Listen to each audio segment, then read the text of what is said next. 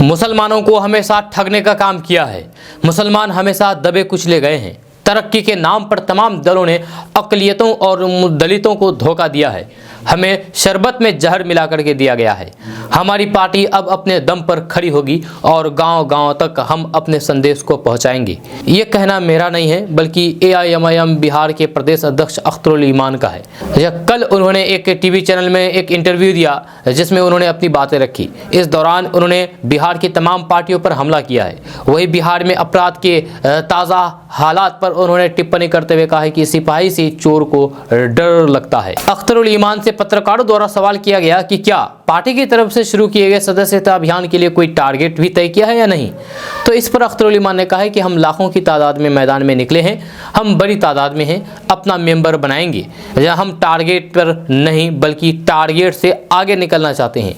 हमारे लोगों में जोश है। जिस दिन से हमारे 4 विधायकों को तोड़ा गया है, उस दिन से अल्पसंख्यकों के दिमाग में ये अफसोस है कि 75 सालों के बाद भी अल्पसंख्यक लीडरशिप उभर करके सामने नहीं आ पाया है। उसके बाद फिर अख्तरुल ईमान से दूसरा सवाल किया गया। सवाल यह था कि दूसरे राज्यों में हाल ही में संपन्न विधानसभा चुनाव में AIMIM को कितना सपोर्ट मिला है, क्या उसके बाद आपकी पार्टी कुछ अलग से तैयारी कर रही है, ये सवाल किया गया।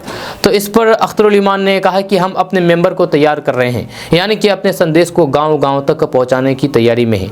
हम अटैक नहीं करना चाहते हैं, सिस्टम की खराबी को सामने लाना चाहते हैं। जातीय तौर पर हम किसी को अपना दुश्मन नहीं समझते हैं, लेकिन जो लोग अक़लियतों, दलितों और पिछड़ों का नाम लेकर के शोषण करते हैं, वैसे लोगों का भंडाफोड़ तो करेंगे ही। इन लोगों ने दलितों, अक़लियतों का वोट लिया, लेकिन उनको दिया क्या? कुछ नहीं। अगर उनको हिम्मत है तो फिर श्वेत पत्र जारी करें कि क्या क्या नहीं ठगा गया है। वोट हमारे लिए गए। पूरे बिहार में अल्पसंख्यकों की आबादी 18% है। क्या बिहार में 6% चपरासी भी अक़लियत है? क्या बिहार में 6% चपरासी भी है? पिछले 17 सालों में जो बहालियाँ हुई हैं, जब पिछले दिनों में 15 सालों में जो बहालियाँ हुई हैं, चाहे जिस क्षेत्र में बहाली हो, क्या 5 या फिर 6% की भी हिस्सेदारी मुस्लिमों को मिली है? ये नहीं मिली है। आखिर ऐसा क्यों किया जा रहा है मुसलमानों के साथ? इसके लिए आवाज़ उठा रहे हैं और उनके पास कोई जवाब नहीं है कि वे दे पाएँ। अगर हिम्मत है तो फिर श्वेत पत्र जारी करें। उसके बाद फिर अख्तरुल ईमान से सवाल पूछा गया है कि आपने कहा कि शरबत में जहर मिला करके पिलाएंगे तो उसका विरोध करेंगे। आपका इशारा किस पार्टी की तरफ है? तो अख्तरुल ईमान ने कहा है कि ये समझने वालों के लिए काफ़ी अहम है, यह काफ़ी है जिन लोगों के हाथ में क़यादत रही है और जिन लोगों ने MY समीकरण की बात की है, जिन लोगों ने सामाजिक इंसाफ की बात की है, तरक्की का दावा पेश किया है। अभी जदयू के लोग कहते हैं कि हम BJP के साथ भले ही रहे, लेकिन BJP के एजेंडे को सफल नहीं होने दिए। उनका यह भी कहना था कि BJP का एजेंडा केवल गर्दन काटना नहीं है। आप BJP में दबाव में रहे, उर्दू के मसलों को आज तक हल नहीं किया गया, ये अख्तरुल ईमान का कहना है। साथ ही अख्तरुल ईमान ने कहा है कि उर्दू के 80,000 शिक्षकों के जगह खाली है, आपने उस पर बहाली नहीं होने दिया। 12,000 टीचर डंडे खा रहे हैं।